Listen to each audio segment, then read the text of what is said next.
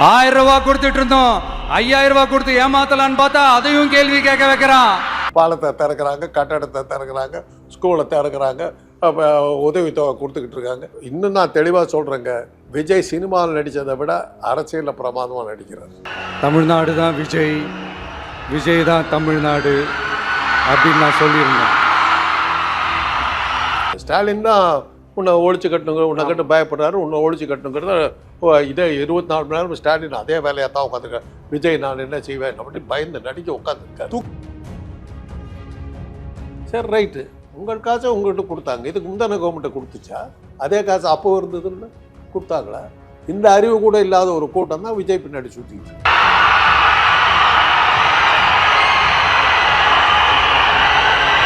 Right, 1 லட்சம் விண்ணப்பங்கள் வாங்கிட்டு போனாங்க தேர்தலில் நிற்கிறதுக்கு. திருப்பி 5000 காப்பி, 5000 பேர் கூட திருப்பி கொடுக்கல. அப்போ அந்த மிச்சம் 95,000 விண்ணப்பங்கள் என்னாச்சு? அவர் ஒரு தலைவர் சொல்லி பதில் சொல்லிட்டு இருக்காரு. இதுவே ஓவர் எஸ்டிமேட். ஒரு அரியா சிறுவன் ஐஸ் ஃப்ரூட் வாங்கி கொடுத்தா சாப்பிட்டு வீட்டில் இருப்பார். அவர் முதல்ல ஜனங்களை பார்க்க சொல்லுங்க. இசையமைச்சாரு, யாரோ ஒருத்தர் பிக்சரைஸ் பண்ணாரு, நீ மூஞ்ச மாத்திரம் காட்டிட்டு போய் அவங்களுக்கெல்லாம் ஆளுக்கு 10 ரூபா, உனக்கு 1 கோடி ரூபாய். உழைப்பாது, அடுத்த உழைப்பை சுரண்டி தின்னவன்.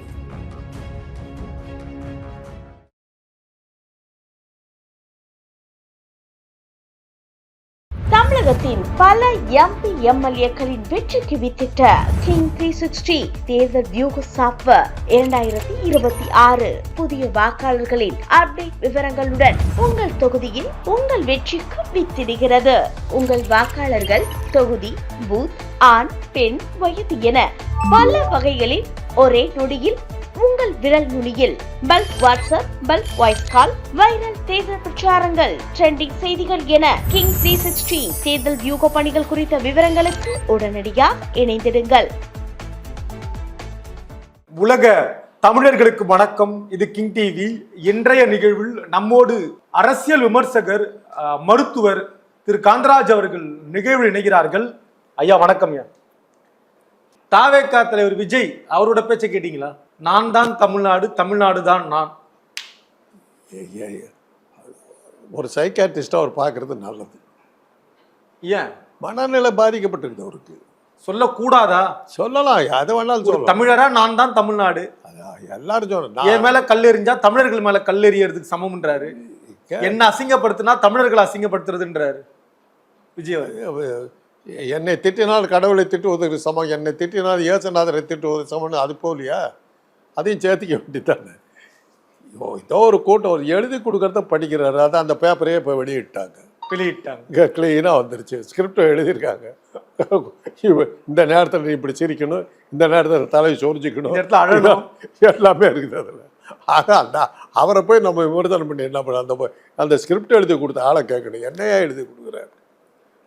எல்லா மீட்டிங்லையும் போய் என்னை பேச விட மாட்டேன்னுங்கிறார்கள், என்னை கண்டால் பயப்படுகிறார்கள், என்னை கண்டால் திமுக பயந்து நடுக்குங்கிறது. பயப்பில்லையா? சரி, பயந்துக்கிட்டு அவங்க பயப்படுறதுக்கு ஏதாவது ஆதாரத்தை காட்டு. அவங்க பாட்டுக்கு அவங்க வேலையை பார்த்துட்டு போயிட்டுருக்காங்க. தினசரி ஏதோ ஒரு திட்டத்தை சொல்லிட்டு அவங்க பாட்டுக்கு இனாக்ரேட் பண்ணிட்டு இருக்காங்க. பாலத்தை திறக்கிறாங்க, கட்டடத்தை திறக்கிறாங்க, ஸ்கூலை திறக்கிறாங்க, உதவித்தொகை கொடுத்துக்கிட்டு இருக்காங்க. திமுக பயந்துருச்சுங்க. எதை சொல்கிறேன், எதை வச்சு சொல்கிறேன்? ஐயா, இப்போ ஜென்சி நீங்கள் பார்க்குறீங்களா? ஜென்சின்னு ஒரு புது தலைமுறை வந்துருக்கு. 18, 15, 16, 17, 18, 20 வரைக்கும் அவங்கெல்லாம் விஜயை பார்க்கறது கூட்டமாக வராங்க. அந்த கூட்டம் இல்லாமல் இளைஞர்கள் கூட்டம், யூத்து கூட்டம் வருறாங்க. அப்போ ஒரு அம்மா சொல்கிறாங்க, ஒரு பொம்பளை பிள்ளை அழகாக சொல்லிட்டு, எனக்கு இன்னைக்கு ப்ராக்டிக்கல் எக்ஸாம் பள்ளிக்கூட காலேஜில் நான் ப்ராக்டிக்கல் எக்ஸாமே எழுதலை, எனக்கு எக்ஸாமே வேண்டாம், விஜய் என்ன தான் வேணும் அப்படின்னு. இது போதும் இல்லையா திமுக பயப்படுறதுக்கு? இளைஞர்கள் வராங்களே. ரைட்டு, 1 லட்சம் விண்ணப்பங்கள் வாங்கிட்டு போனாங்க தேர்தலில் நிற்கிறதுக்கு. திருப்பி 5000 காப்பி, 5000 பேர் கூட திருப்பி கொடுக்கல. அப்போ அந்த மிச்சம் 95,000 விண்ணப்பங்கள் என்னாச்சு? அது ஏன்னா அந்த விண்ணப்பத்தில் விஜய் ஃபோட்டோ இருந்தது. ஃபோட்டோ வேணுங்கிறவங்களாம் வாங்கிட்டு போயிட்டான். இதுதான் அவங்க கட்சி. நீங்கள் விஜய் அண்டர் எஸ்டிமேட் பண்ணுறீங்கன்றாரு விஜய். இருக்கட்டுமே, உங்களை மாதிரி ஆட்களையே சொல்கிறாரு. தேவையே இல்லையா? நாங்கள் இதுவே ஓவர் எஸ்டிமேட்டு. அவர் ஒரு தலைவர் சொல்லி பதில் சொல்லிட்டு இருக்காரு. இதுவே ஓவர் எஸ்டிமேட்டு. ஒரு அரியா சிறுவன் ஐஸ் ஃப்ரூட் வாங்கி கொடுத்தா சாப்பிட்டு வீட்டில் இருப்பார். அவர் முதல்ல ஜனங்களை பார்க்க சொல்லுங்க. பார்க்குறாராமே. யார? ஜனங்களை. எங்க? 2026 முதலமைச்சர் ஆன உடனே எல்லா கிராமத்துக்கும் நான் வருவேன்னாரு. எப்படி? அதாவது ஒரு இது செந்தில் காமெடி வரும், அது அந்த காலத்தில் வந்த கதை. நான் மலையை தூக்குறேன்னு சொல்லுவான். ஆமா, டிக்கெட் கூட வசூல் பண்ணுவாரு. எல்லாம் இது. அப்புறம் அப்போ எல்லாம் மலைக்கிட்ட போய் நின்றுவார், எல்லாம் மஸ்கி தண்டாலாம் அனுமான் மாதிரி பண்ணிட்டு மலையை தூக்கி வைங்க பையன் முதுகலாம் பாரு. அதான் விஜய். இவர்கிட்ட ஆட்சியை கொடுப்பாராம், அதுக்கப்புறம் ஒரு மக்களை போய் பார்ப்பாராம்.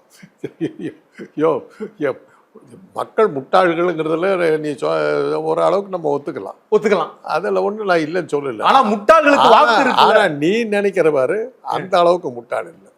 அவ்வளோதான் நான் சொல்லுவேன். எழுதி கொடுத்தத படிச்சுட்டு போப்பா. இன்னும் நான் தெளிவாக சொல்கிறேங்க, விஜய் சினிமாவில் நடித்ததை விட அரசியலில் பிரமாதமாக நடிக்கிறார். ஒரு கட்டாயத்துக்கு ஆளாகி தான் அவர் இன்னைக்கு வந்து அரசியல். என்ன கட்டாயம்ன்ற? உச்ச நடிகர் கோடீஸ்வரன், அவருக்கு என்ன கட்டாயம்? என்ன சொன்னீங்க? உச்ச நடிகர் கோடீஸ்வரனா இருக்காரு, பல கோடிக்கு அதிபதி. அது அவருக்கு என்ன கட்டாயம்? அவ்வளவுதான், எல்லா வசதியும் இருக்கு. அவ்வளவுதான் பாயிண்ட். கோடீஸ்வரன் அமலாக்கத்துறை என்ஃபோர்ஸ்மெண்ட் டைரக்டரேட் வந்தது, எப்படிப்பா இவ்வளவு பணம் அப்படின்னு உழைச்சி சம்பாரிச்சுன்ற. உழைச்சதான். நீ எழுதுனியா கதை? நீ எழுதுனியா? நீ பிடிச்ச கேமரா பிடிச்சியா? நீ எழுதுனியா வசனம்? நீ டைரக்ட் பண்ணி அந்த படத்தை? யாரோ ஒருத்தர் கதை எழுதினாரு, யாரோ ஒருத்தர் வசனம் எழுதினாரு, யாரோ ஒருத்தர் டான்ஸு டைரக்ட் பண்ணாரு, யாரோ ஒருத்தர் வந்து இசையமைச்சாரு, யாரோ ஒருத்தர் பிக்சரைஸ் பண்ணாரு. நீ மூஞ்ச மாத்திரம் காட்டிட்டு போய் அவங்களுக்கெல்லாம் ஆளுக்கு 10 ரூபா, உனக்கு 1 கோடி ரூபாய். உழைப்பாது அடுத்த உழைப்ப சுரண்டி தின்னவன் நீ. தப்பு இல்லையா? அப்படி சொல்லலாமா விஜய்? வேற என்ன எம்ஜிஆர், ரஜினி, விஜய்ன்றாங்க. நான் இங்க உட்காந்துக்கிட்டு வேலை செய்யறேங்க. என்னுடைய ஆலோசனையின் பிரகாரம் இந்த டிபார்ட்மெண்ட் நடக்கிறதால தான் நான் சீஃப். அவங்க எல்லாம் சேர்ந்து இது பண்ணும்போது அவங்களுடைய இதெல்லாம் வந்து தான் நான் இருக்கிறேன். சரி, இதில் வந்து என்னால் தான் நான் ஜெயிச்சேன்னு நான் சொல்லவே கூடாது. மருத்துவத்துறையை பொறுத்தவரையிலும் என்னால் தான் அந்த நோயாளி காப்பாற்றப்பட்டான்னு சொல்லவே கூடாது. குறிப்பாக சர்ஜரியை, அறுவை சிகிச்சையில் மயக்க மருந்து கொடுக்குற ஒரு சரியான மயக்க மருந்து கொடுக்குறான், பேஷண்ட் செத்து போடுவான். நீங்கள் சர்ஜரி எத்தனை கேஸ் அந்த மாதிரி போயிருக்கு தெரியுமில்ல? சர்ஜரி பண்ணிக்கிட்டு இருப்போம், கொஞ்சம் அனுசரிச்சு அதிகம் ஆச்சுன்னா பொட்டுன்னு போடுவோம்.